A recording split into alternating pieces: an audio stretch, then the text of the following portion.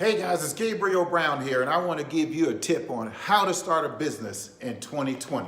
These are specialized tips that I had to go through hard knocks to get, and I'm going to give them to you for free. Stay tuned. Now, how do you start a business in 2020? The first thing you want to do before starting a business is research the industry that you're going to start that business in and learn what the industry codes are. Industry codes, okay?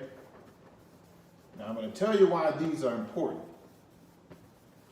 There's two industry codes that will affect any business when you're applying for corporate credit. That's why these codes are important. The first code is the NAIC code, and the second is the SIC code. So you have the NAIC code and the SIC code. And the reason these codes are important is because the NAIC code is what government agencies review to determine if you're in a high-risk organization or a high-risk industry. Okay, merchant accounts review these codes, banks and lenders review these codes, okay? So it's important that you know what your NAIC code is, all right, when you're researching the business that you want to start, okay? So if you don't know what this is, Google it, research what industry code will go with the business that you're looking to start. Like for example, a marketing business will have a 541613 industry code, okay?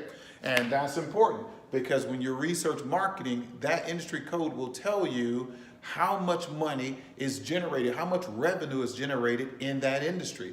Now, if you're in an industry code that is dying, then of course lenders and bankers and government agencies are not going to want to lend money. So the NAIC code and the SIC code are key to when you're starting a business, if you will be able to get funding throughout the life of your business.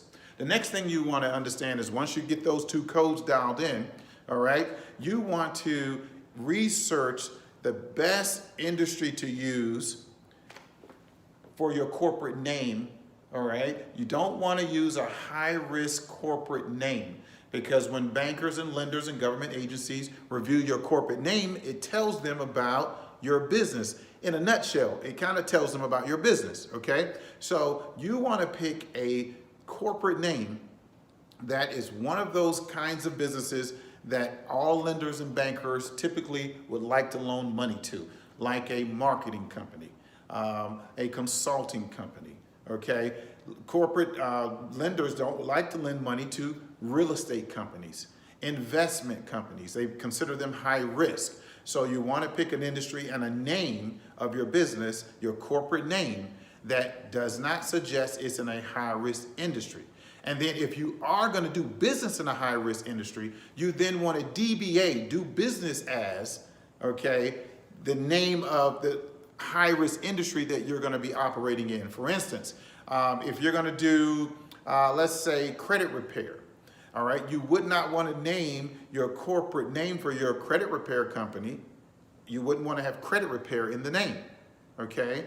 You would want to do maybe a marketing company and then DBA that marketing corporate name to a credit repair company, okay? And that way, when you're researched, when the Census Bureau, the government Census Bureau researches your company, you will not be lumped in on a high risk or with high risk organizations, okay, and then possibly removed from a list of lenders that would want to loan to you, but because you're in a high risk industry, they won't actually send you any offers, any loan offers, okay? So the first thing you want to know is the NAIC code of non-high risk businesses, all right, and you want to create a corporate name that does not imply that you're in a high-risk industry, all right? And then you want to research your SIC code, okay? And make sure that is dialed in and it's not in a high-risk industry. So once you get those two, you're good. Then create a corporate name that does not suggest you're in a high-risk industry.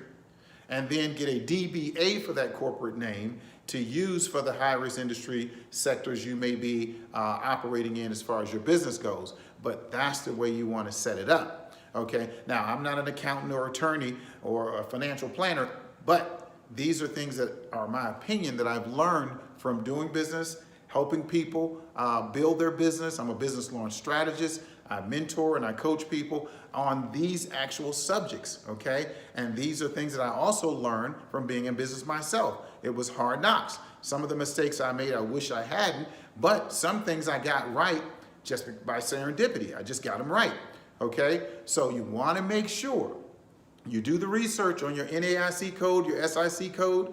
You want to make sure you pick the proper business name that's not in a high-risk industry or does not suggest you're operating in a high-risk industry, and then DBA yourself, okay? Now, as far as the corporate structure or the corporate entity goes, I mean, you can talk to your accountant about that because there's S Corps, there's C Corps, there's LLCs, LLPs, whatever that is, okay? But, hey, your accountant will give you the guidance you need there. And then the next thing, when you're setting up your business or starting a business in 2020, you want to make sure you set up your Dun & Bradstreet, okay? And you want to set up a Dun & Bradstreet account quickly so you'll start getting credit for having that business incorporated, all right around the time that you started. You don't want to have a Dun & Bradstreet account start 3 or 4 years after you've already created your business. You want to get your Dun & Bradstreet set up right away and get your Dun & Bradstreet number, okay?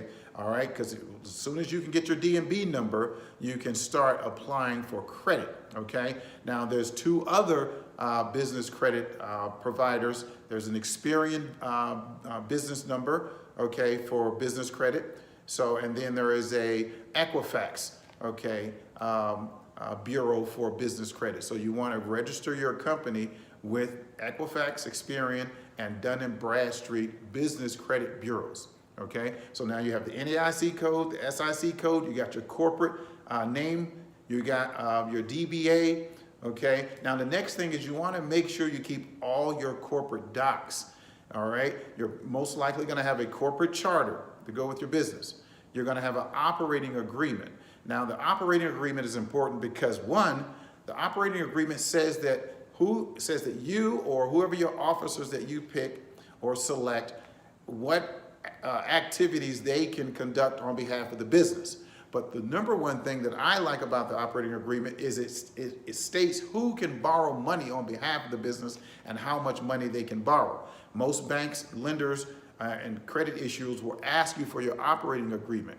And also they're going to ask you for your list of officers. So you want to make sure you have your list of officers, your corporate charter, your operating agreement, and then your tax ID number. The IRS is going to send you a tax ID number. It's going to be 9 digits. Some people call them an EIN or TIN, employer identification number or tax identification number, right?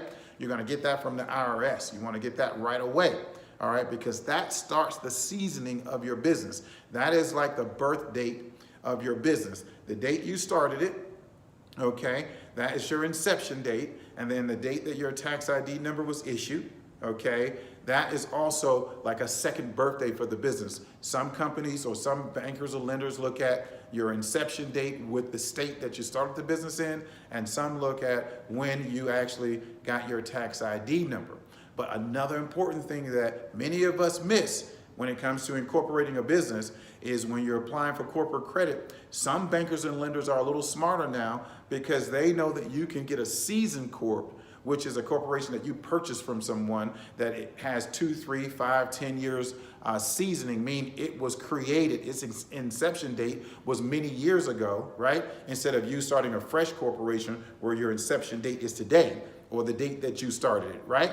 So these seasoned corporations are purchased to kind of mask how old the business is. So creditors or bankers or lenders will give you money, all right, for that business because it looks like it has a lot of history. It's been in business for some time, right? But many of the bankers and lenders now are looking at the date that the bank account for the business was created. So typically when you buy a business, you don't get the bank account with it. You just get the corporate books, the corporate charter, the operating agreement, and you get the history of the business, but you don't get the bank account. So then bankers that are very wise in underwriting will see when did you open the bank account for that business, and they will start the history of the business from the date that the bank account was open. So know that.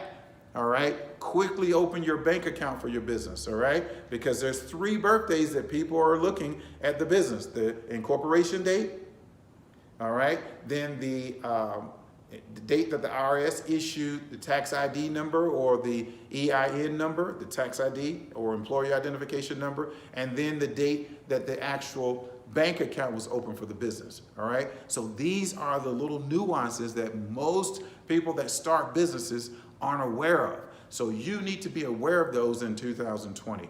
This is the way to set up the business, okay? So know the NAIC code. Know that you're not in a high-risk industry. Know the SIC code. Make sure that that's not in a high-risk industry. Create a corporate name that doesn't suggest you're in a high-risk industry, right? And then DBA if you have to, because you're doing business that's in a high-risk industry. Get a DBA for that name, so that is not the corporate name. Then get all your corporate docs, specifically your tax ID docs from the IRS, all right? And then your operating agreement. Make sure it states that you can borrow money and how much you can borrow. And then make sure that your corporate name that you create for your bank account is not using your DBA, but it used the actual corporate name of your business, all right? Don't put the DBA on the bank account, because what happens when bankers go to verify that business, they won't be able to find the corporate name on the bank account. They'll find the DBA. And the DBA is not the actual corporate name. It's a name that you get to use doing business as. In most states, you get to use that name for 5 years, that DBA. But bankers and lenders need to verify the corporate bank account, and if the DBA name is there, that is not, that won't be a match for what the corporate name is versus what's on the business bank account. So make sure you got all those points down. And if you need any help, there's a link below where you can reach out, schedule an appointment with me. I'll do a free consultation with you and try to walk you through some of these things. But these are imperative, mission critical things that you must know in order to start a business in 2020.